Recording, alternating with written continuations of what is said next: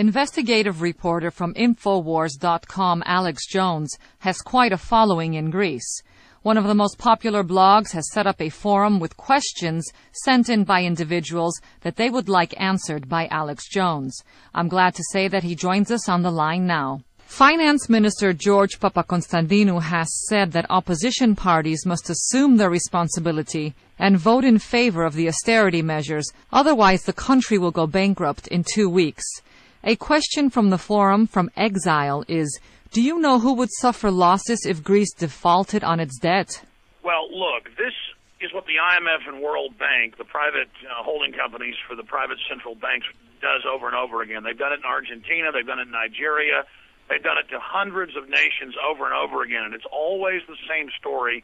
Back in 2002, BBC reporter Greg Palast got secret IMF and World Bank documents, which just confirmed what we already knew. They go in, they sell derivatives, they sell bad investments to governments, intending, and now we have the Goldman Sachs emails showing this here in the United States, intending to destroy your country. Then they come in with financial terrorism, and they control your finance ministers and others, and they say, look, we've got a political gun to your head, a financial gun to your head. If you don't give us half your pension funds, if you don't let us raise all these taxes, if you don't give your infrastructure over to the private central banks, who literally just created all this debt out of nothing, you're going to have a worse depression. And then most nations capitulate the first time. Then, years later, there's another collapse. Then they take the rest of your pension fund. So it's the mafia. You must say no to them now. It's going to be painful. It's going to be very hard on your country.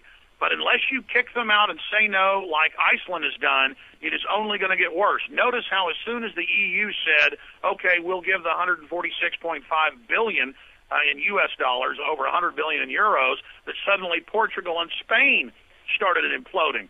That's because the bankers said, okay, they bought it in Greece, now let's start ripping off other people in southern Europe. And the same thing's happening here in the United States. $28 trillion has been stolen, and now they're saying they want to take even more of our rights and our freedom, and they're saying they're going to raise our taxes and cut our services.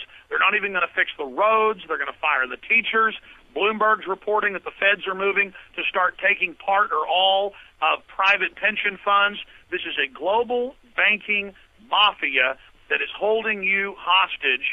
And it's going to be bad if you don't do what the bankers say, and it's going to be bad if you do what they say. But in the long run, it's going to be much worse if you go along with what they're saying. You must remove the Goldman Sachs dictatorship. You guys had Hitler invade and take over, and he finally got kicked out. This is a financial empire. You must kick the Goldman Sachs Nazis out of your country. You must remove the central bankers. You must call for criminal indictments of your corrupt government. You must remove this coup d'etat from your nation. Who would suffer losses if Greece defaulted on its debt? Well, again, we go to Iceland. They claim the public owed this money, but Iceland said no, and now it's been revealed that it's the big private banks, J.P. Morgan Chase, Goldman Sachs, Bank of England, Federal Reserve, member banks in the West, in England, in the United States, that would basically have the losses. What they do is they create crud, fake counterfeit financial instruments. They certify it. They have insurance companies they own, like AIG, certify it.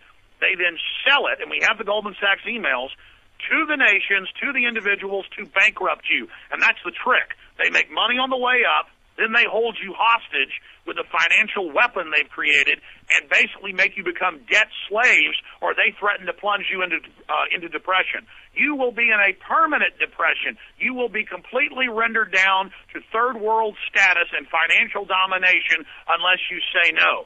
So it's kind of like a leg that has gangrene. There's no saving your leg. You don't want to chop it off, but you got to chop it off or your whole body's going to die. Now, Divine Sinner would like to know if Greece is under economic occupation so that it can later be manipulated to fall under geopolitical occupation. Absolutely. Absolutely. I mean, if you look at Chile, if you look at just nations all over the world, you see that it's Goldman Sachs operators. They're the main group. They're the inner coterie of crooks in all the positions of power. We see it in New Zealand. We see it in Greece. We see it in Iceland. We see it in England. We see it in the United States. And so This is occupation. This is political domination. And they force the population of the United States, of England, of Greece, of every country to invest in these pension funds. And, of course, they're never going to let you have your whole pension fund. I mean, they'll have the public begging for 10 or 15% of the money that's yours if they have their way. So they are holding you hostage. This is 21st century conquest, financial domination, and you're already under geopolitical domination, and they are just fully taking your country over. I mean, they're telling your nation, give us the Parthenon, give us your islands, give us the Acropolis, give us everything. Give us your entire country, just like they've done in Africa, Latin America, and Asia, and they're now doing that here. Our national parks are being turned over to the United Nations.